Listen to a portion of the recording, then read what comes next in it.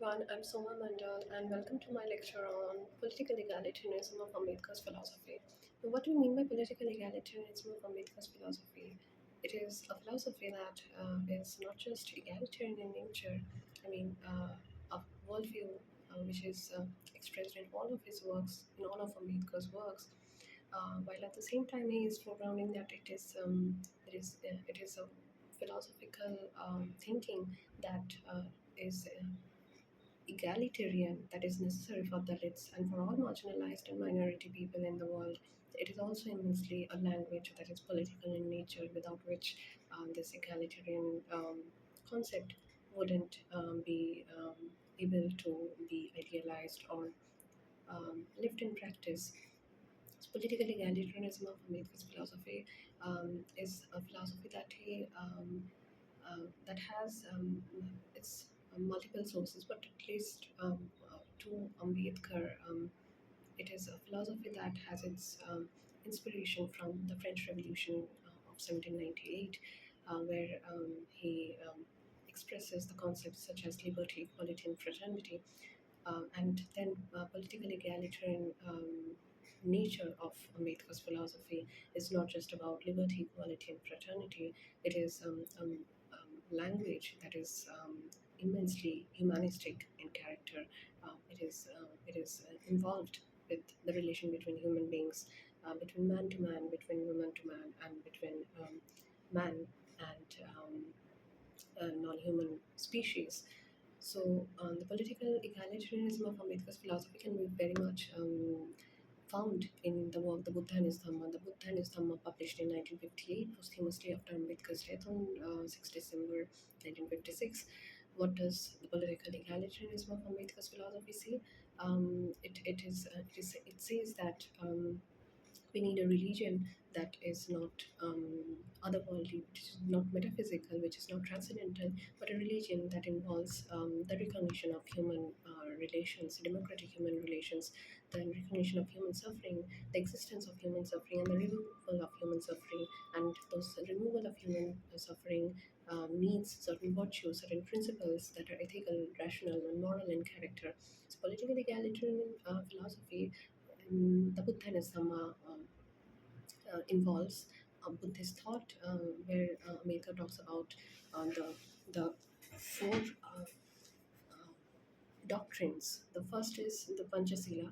The Panchasila mentions that do not kill, do not steal, do not say untruth, do not indulge in intoxicating drinks, do not indulge in intoxicating passions. That is Panchasila.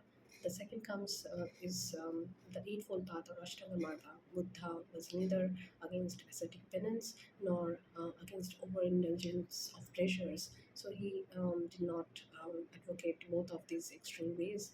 He said that we need to follow a middle path, which is the Ashtanga Marga or Majjhima Pratipata, the middle path, the right aim, right view, right conduct, right livelihood, right speech, right perseverance, right mindfulness, right contemplation, and right goals are important for living a humanistic, ethical life. The next is the 10 asavas or fetters that are hindrances in the Eightfold Path. The 10 asavas include the first is self delusion, too much of focus on oneself, which is also immensely detrimental because it is narcissistic in character and involves focusing only on oneself. The second is the the the concept of self doubt. Self doubt hinders one from achieving one's goals. Therefore, it is detrimental um, to one's idea of doing something meaningful for others. The third is indulging in passions and evil actions towards others that leads to destruction, uh, which is harmful. The fourth is the observance of rites and ceremonies, which is of course harmful. As we know, in Hindu religion, there is too much of focus in and the observance of rites and ceremonies. And there are samskaras, daily rituals that are almost found in all of religious books of Hinduism, like the Dharma Shastras, the Rig Veda, Atharva Veda, Yajur Veda, Samaveda, and in the the the Manusmriti. Uh, these are fundamental. The samskaras are fundamentally based on the idea that one has to live one's life according to certain practices that that that um, that are based on the concept of purity, pollution, low and high. For example, a Brahmin has to take a bath after um, after after eating something, or a Brahmin has to take a bath before doing the god worship.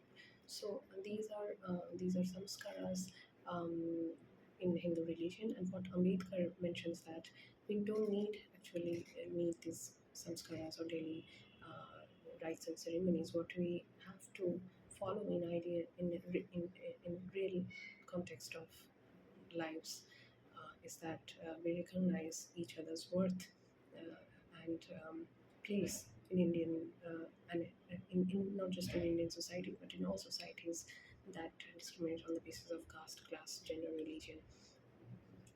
Number fourth is the belief in a future birth in a material world. The fifth is the sixth is the belief of future birth in an immaterial world. The seventh is self righteousness. Mm, the eighth is self pride. Ninth is ignorance. And tenth is speaking untruth. These fetters are hindrances because they prevent one from achieving nirvana. What is nirvana to Ambedkar? Nirvana is not something that that what that what Hinduism believes in transformation of soul based on good karma in this birth, which leads to good karma in next birth, and bad karma in this birth leads to bad life in the birth after death. So, what is nirvana is to Buddha and then to Ambedkar is the recognition of akushala karma or bad deeds that leads to bad actions, and bad actions leads to a bad life, and that has to be prevented. So for Ambedkar, nirvana is the recognition that we need to lead a meaningful life based on ethical virtues of liberty, equality, justice, fraternity, and dignity, good actions. So this nirvana is immensely pragmatic and social in nature. It is not a theory that advocates for idealism and hero worship. Then the last doctrine is the paramitas or 10 virtues. The paramitas or 10 virtues are principles, and Ambedkar follows that these virtues make up the moral and ethical character of human beings. Some of the paramitas he states are Panna, which is wisdom, Sila is moral temperament, Dana, Panna, Sila, Nikama is renunciation of pleasures, Dana is possession, giving one's possession, uh, Virya is endeavor, Khanti is forbearance, Sukha is truth, and Adithana is resolute determination, Mitta is fellow feeling, Utekha is detachment, and then in addition to these, there are Maitri and Karuna. Maitri is compassion, um, Maitri is fellow feeling, and Karuna is compassion. So in total, there are 12 paramitas, Prajna, Sila, Nikhama, Dana, Virya, Khanti, Sukha, Adithana, Mitta, Upekha, Karuna, and Maitri. All of these parameters are very important to achieve a good and meaningful life. To Buddha, he is not concerned with a life that comes before birth or comes after death. He is concerned with a life that is here, that is not based on the belief that there is a soul out there and that a soul will follow after death.